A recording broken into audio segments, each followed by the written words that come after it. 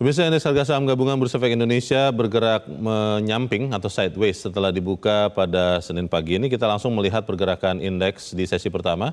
Kita bergabung bersama jurnalis Metro TV Insan Suwardi dan juru kamera Joy Adinugroho di Bursa Efek Indonesia. Insan, seperti apa kondisi bursa pada pagi ini setelah tadi pagi pukul 9 dibuka, Insan? Ya, Leo dan juga pemirsa, terkait dengan pembukaan sesi pertama perdagangan saham di Bursa Efek Indonesia setelah dibuka sempat menguat sesaat, namun kami pantau lanjut bergerak secara menyamping ataupun sideways. Saat ini indeks harga saham gabungan pada pukul 10.16 waktu Indonesia Barat atau 1 jam 16 menit setelah dibuka, kini cenderung bergerak melemah. Leo, kita lihat dari papan Bursa Efek Indonesia saat ini, yang mana indeks harga saham gabungan berada di level 6.121 atau melemah 0,91%, setara 53 basis poin dan telah mencatatkan nilai transaksi sekitar 4,5 triliun rupiah. Leo, dari pandangan pengamat pun cenderung variatif terkait bagaimana pergerakan indeks sepanjang hari ini. Yang mana kalau kita lihat pada pagi hari ini kami kutip dari salah satunya pengamat pasar modal Wahyu Laksono yang menyebutkan bahwa pergerakan indeks akan cenderung bergerak secara mix, yang mana ada beberapa sentimen yang dilihat oleh para investor sepanjang hari ini. Yang mana kalau kita lihat dari terkait dengan salah satunya rebalancing dari sejumlah indeks provider global, salah satunya dari Morgan Stanley Capital International yang akan mengumumkan terkait klasifikasi market pada 24 Juni mendatang. Ini menjadi salah satu hal yang diperhatikan oleh para pelaku pasar.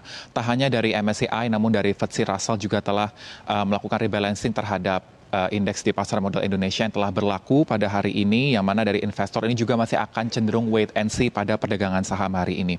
Terkait dari itu juga, dari Wahyu menilai bahwa tekanan dari mata uang nilai tukar rupiah ini menjadi salah satu hal yang akan juga mempengaruhi pergerakan saham di pasar modal Indonesia.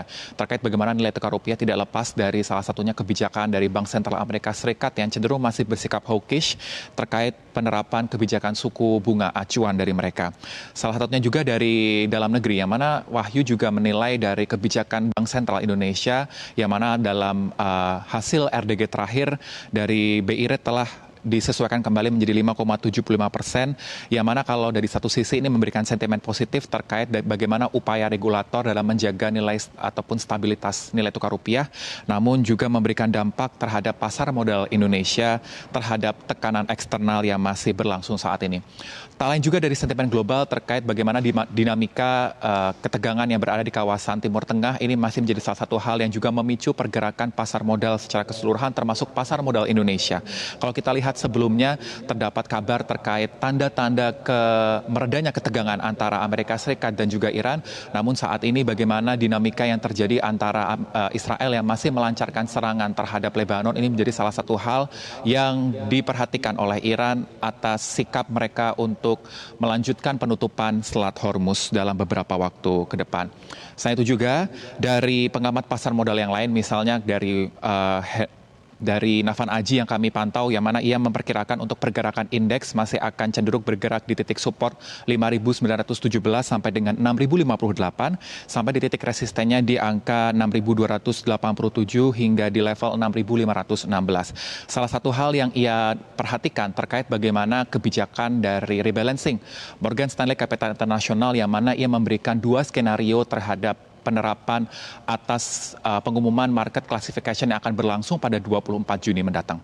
Apabila pasar modal Indonesia dari MSCI masih memberlakukan kebijakan freeze ataupun pembekuan indeks Indonesia, dan belum adanya perbaikan terkait information flow, ini di mana ia memperkirakan dari pasar modal akan cenderung bergerak secara netral ataupun mengalami konsolidasi saat. Namun apabila dari nantinya market review dari MSCI akan memberikan perbaikan terkait kejelasan status pembekuan indeks Indonesia dan juga adanya perbaikan dari regulator atas sejumlah masukan dari indeks provider global itu, maka ini bisa menjadi salah satu hal yang mampu menguat penguatan indeks ataupun indeks diprediksi akan berbalik arah dan tak lain akan mendorong inflow ataupun dari masuknya arus modal asing ke pasar modal Indonesia.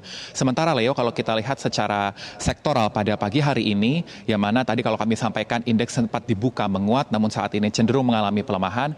Kami pantau dari 11 sektor dari pasar modal Indonesia, hanya dua sektor yang mampu mempertahankan kinerja penguatan, yakni dari sektor energi dan juga sektor teknologi. Leo.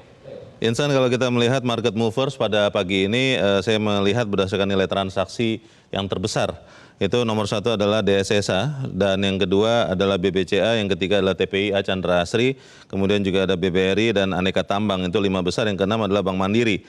Yang saya lihat mayoritas adalah diwarnai dengan koreksi. BBCA masih turun 2%, kemudian BBRI turun 0,7%, Antam turun 4,5%, dan Bank Mandiri turun 1,4%. DSSA saja yang naik 1% lebih.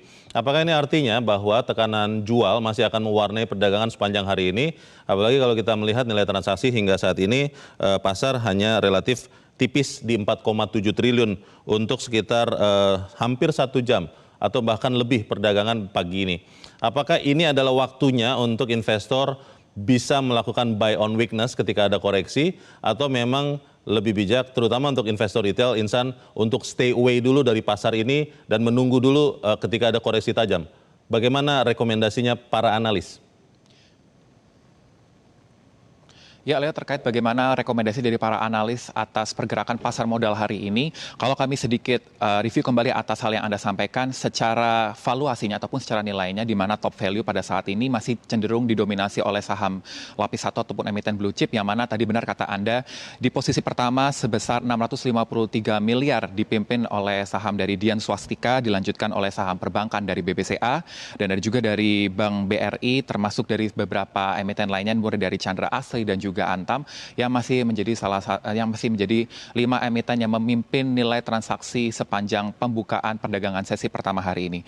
Dari para analis itu pun juga melihat ini menjadi salah satu hal yang bisa diperhatikan oleh para pelaku investor, yang mana dari Navan pun juga melihat bahwa bayang-bayang nilai jual dari net sell dari pergerakan pasar modal Indonesia ini masih bisa terjadi, yang mana kalau kita lihat secara daily dari pasar modal Indonesia juga masih mencatatkan net foreign sales sebesar 3,14 triliun rupiah. Sehingga dari para analis ini meminta kepada pelaku pasar untuk memperhatikan bagaimana dinamika pergerakan pasar modal Indonesia saat ini, dan masih cenderung untuk melakukan stay awake dari pasar. Dan apabila memang ada beberapa emiten yang dirasa memiliki poin ketertarikan untuk melakukan buy on weakness, ini dikembalikan pada pelaku pasar ataupun investor untuk melakukan transaksi pada perdagangan hari ini. Leo. Kita akan pantau terus perdagangan saham di Bursa Efek Indonesia. Insan Suwardi melaporkan langsung dari Gedung Bursa Efek Indonesia di Jakarta. Jelajahi cara baru mendapatkan informasi. Download Metro TV Extend sekarang.